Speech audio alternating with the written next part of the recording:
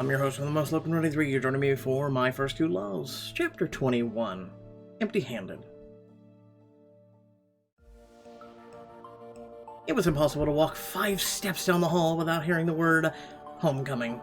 And every 5 steps, I was reminded of the impossible decision I'd have to make. I thought my love life would be simpler after Mason and Eva broke up, but things felt more confusing than ever. It was just before cheer practice. Everyone laid out on the football field, doing warm-up stretches. Well, everyone except Lauren, who was on the sidelines flirting with the football team. Hopefully she'll break a hamstring. Mason, I heard you're back on the market. Oh my god, do you... Depravity. The word's depravity. Not interested. Try someone else. Just because she's a natural at cheer, she thinks she can slack off. Is she trying some kind of sexy pose? I didn't know the human body could bend like that. She looks like one of those inflatable tube men in front of a car dealership. A really, really desperate pretzel. Ha, good one. Alright, enough chatter, especially you, Emma. Stop distracting other people. But, got it, my bad. Things between Eva and I were tense. She was hurt, and I'd be lying if I said I didn't feel a little guilty. Lauren flounced over to us, waving a paper with a satisfied smile on her face. Guess who's got the starting lineup for the football team? Did you make first string? You're such a comedian, Emma. But no, I didn't make first string, but Noah and Mason both did. Seems like a lot of girls have been fighting for their attention lately, right, Eva? Whatever, Lauren. All of you start running laps. I want to see you move like your college admissions depend on it. The rest of the team headed off, but I hung behind. Maybe I could start repairing things. Look, Eva, I know you're upset about Mason. I'm not talking with you about this. It's unprofessional. Sorry, I just thought that I needed advice from the girl who kissed my boyfriend. I'm good, thanks. My stomach dropped out from underneath me. I knew Eva had been upset, but I'd hoped she'd had time to cool off and maybe see the situation with clear eyes. Eva, it was just a party game. It was an accident. The card slipped. It wasn't my fault. I wish I could believe you. I really do. Eva, I'm your best friend. I wouldn't lie to you. Do you think I'm stupid? I saw how you looked at him. And I saw how he looked at you. Eva, please, just let me fix this. Emma, I'm sure I'll forgive you someday, but that day's not today. And until it is, I don't want to talk to you. Not unless I have to. Yeah, she's handling this actually pretty well. Eva stalked off, leaving me alone with my thoughts. I quickly caught up with the rest of the team as they ran around the field. Even with a late start, I finished my laps long before the other girls. I spotted Noah walking towards the locker rooms alone, probably to get changed. Oh, we should go watch! The boys' locker rooms were strictly off-limits to us cheerleaders, for obvious reasons. Duh. Just thinking of those reasons made me heat up under my cheer uniform. The way Noah kissed me the other night didn't help. There's still a few minutes before practice. I should congratulate him on making first string. Is that what we're doing? This was my chance to talk to him, and maybe more than just talk to. The thirst is real. When no one was watching, I made my way across the field and slipped into the boys' locker room. Noah, are you in here? I turned a corner and bumped right into Noah, shirtless. Whoa. Yeah. Must be nice. Now insert a chubby boy.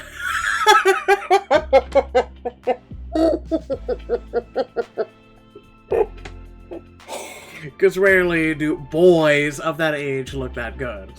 Noah, you're shirtless. I mean, I need your shirt. I mean, you're not wearing a shirt. It is a locker room. I knew sneaking in was taboo, but I wasn't prepared to see Noah shirtless. Not accidentally, anyway. Apparently, Pixelberry doesn't know the word of taboo, or the definition. What are you doing in here? It can't be changed. switch into your football uniform. I just wanted to congratulate you on making the starting lineup. Noah crossed his arms and smirked a little. You braved attention just for that. Must mean a lot to you. Hey, you really deserve the spot. It's obvious you've been hustling out there. Really? Been watching me? Watching you... You wish. I bet you'd love to think of me checking you out from afar. I don't exactly have to think it. I know you saw me. Point is, congrats. I know it was important to you. Yeah, it is, even if special conditioning is kicking my ass now. With a groan, Neo, yeah. Noah lifted his shirt or arm above his head, exposing a small circular scar on his side. Oh. I tried to hide my surprise, but he caught me staring. Don't worry, the story behind the scar isn't that interesting. His voice was casual, but I could tell the scar meant something to him. Something deep, dark, and so secret he couldn't tell anyone.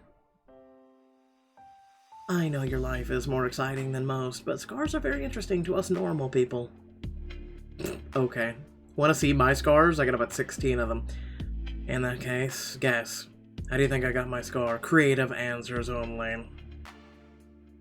You got your scar from bullfighting career in a car accident because of a juvie shiv fight. From your bullfighting career.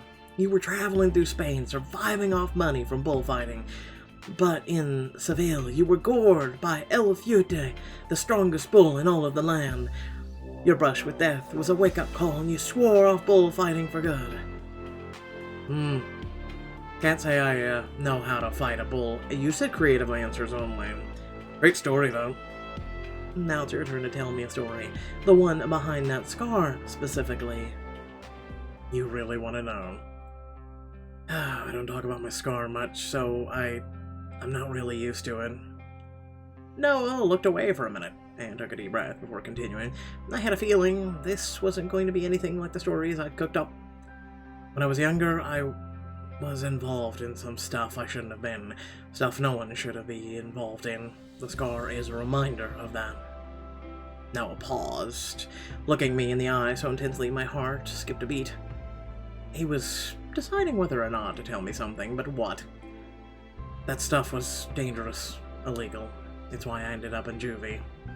I don't really want to say any more than that. It's not that I don't trust you, I just know you'll see me differently. Oh no, it's okay. I'm glad you trust me. You can keep your secrets. You don't have to tell me anything that makes you uncomfortable, but you should know something. Nothing could make me look at you differently. For a moment, Noah's expression was open and vulnerable, like he couldn't believe what I just said, and then it was gone. You're a good person, Emma. After Eva's party, I wasn't so sure I could believe that about myself, but I didn't want to make this about me. Hey, we were talking about you, not me. You're a good person too, Noah. As a tutor, I can say you're smart and talented. As a cheerleader, I can say you're also a pretty great football player. The more I spoke, the more I realized how much I liked Noah. I looked up at Noah, leaning against the locker, his face just inches from mine. My breath caught in my throat. Noah and I were close enough for me to feel the heat radiating off his body, which is a common thing in all these stories. Emma. He closed the distance between us and pressed his lips to mine. I was hyper-aware of my hands, and they hovered above Noah's bare chest. I wanted to touch him, but... No, He took my hands in his and pressed them to his skin, silently giving me permission to explore. He grabbed my hips and pulled me closer. I'm so glad you snuck down here. Me too. As the kiss grew heated, I gently trailed my hands down his front, my fingers tracing the contour of his abs. He grinned, and then we heard the entire football team clamoring outside the door. Uh-oh. Yep, this is how rumors get spread. I definitely didn't want Mason to walk in on me and Noah. Not now. Looks like we'll have to take a rain check. If the guys are outside, it's time for practice. Probably safest to go out the back door. You're a lifesaver, and I'll be keeping an eye out for you at practice today. Likewise. I snuck out the locker room door and, still wondering how Noah got that scar, I desperately wanted to hear the full story. But I couldn't help but smile to myself. Noah trusted me, and that was worth more than any secret. I rejoined the other cheerleaders as Eva kicked off the meeting. As you all know, this is my last year as the captain of the cheer team, and I intend to go out with a bang. This year is going to be the best cheer team has ever seen. That means big moves, unhealthy amounts of school spirit, and acrobatics that make professional athletes look like junior varsity. Sounds like a challenge. I don't know, that sounds a little dangerous. I mean, if we fall, we could get really hurt. Listen, Iris, come here. Come here, you're adorable. Life is worth taking the risks. Bye. Is there a waiver I should sign? I don't even have a lawyer. Oh my god, get the hell off the team. Relax, Iris. Maybe it would be dangerous if I hadn't planned ahead, but I'm really good at my job, so I did. To help me whip you all into shape for the biggest cheer season of your lives, I've selected someone to be my co-captain. And before Lauren. Emma. What? But pretty much my explanation too. What? Her. Oh, you're so jelly, aren't you, right now? 20 minutes ago, Ava was giving me the cold shoulder, and now she is promoting me to from vice captain to co-captain. In case you forgot, Emma skipped on our cheer exhibition. I don't see why she gets to be co-captain. Are you doubting my judgment, Lauren? All I'm saying is, I don't think she's qualified. She certainly hasn't done anything to boost our team spirit lately. Lauren, drop and give me 20. I'd like to give her 50. I earned the spot fair and square. You've all seen me at practice. If you have any issue with my work ethic, you can take it up with the team. Squad, back me up here. Isn't Emma such a slug during practice? We don't want her as our co-captain. She literally started late on the lap and beat all of you. Tell me more, Lauren. Emma does her drills just like the rest of us. Aren't you the one who forgot the routine because you don't practice? Yeah. The slug is you. You heard him, Lauren. Got any more to say? Whatever, just don't come running to me when the team falls apart. Alright, enough. Find a partner, start stretching. We're gonna be pushing those bodies to their absolute limit. I hung behind with Ava as the cheer team dispersed. She pointedly avoided my gaze. I'm just confused. Why did you promote me? I promoted you because it was the objectively right call for the squad. That's it. Well, Ava, you know, I actually really like you, if you didn't get drunk all the time. Just do your job, alright? Here's the new practice schedule, memorize it. Ava pressed a sheet of paper to my chest and walked off, but she was right. I had a job to do, and I was about to show her how well I could do it. Alright, everybody, I hope you're good and limber, because the new practice schedule says we're kicking off today's practice with the human pyramid? We're starting with the human pyramid? Is this part of the New World Order Eva was talking about? Less questions, more acrobatics. Come on, go, go, go, go. My teammates took their positions as Ava and I directed them from the sidelines. Hustle, Lauren, hustle. You're climbing over a 5-foot-tall freshman, not scaling Mount Kilimanjaro. Hold on tight to the girls above and below you. I don't want anyone taking a spill on my watch. Ow! Who kicked me in the eye? Oh, I'd like to do more than that. Shut up. Finally, it was my turn to take my place at the top of the pyramid. I started climbing up the tower carefully at first, then, with more confidence, as I got to the top, I reached for Lauren's hand, but I grabbed nothing but air. Oops! Emma! Ah! And the ground rushed up to meet me.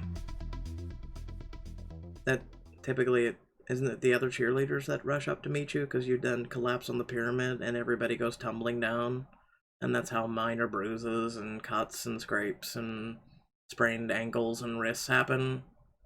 I mean, I'm just sorry, I know what a pyramid is, and if you're going for the top, most likely you fall on the people or stumble or knock the whole tower over. I don't know. I'm just gonna ignore everything and just act like I'm completely ignorant and stupid. Like this book. Anyway, without further ado, thanks for watching. Remember to like, share, and subscribe. Add now description below. Links to social media, Discord, feelings to support me and my content. As you can clearly notice, I'm becoming a little bit more spunkier lately. And yeah, I just don't give a damn. Life is too short. And I've been too damn friendly with everybody for so long, it's not even funny. And I don't know. As the quote-unquote ground rushes up to meet you, or time, you just give less of a damn. So, yeah. Welcome to the new spunkier me at times. Peace.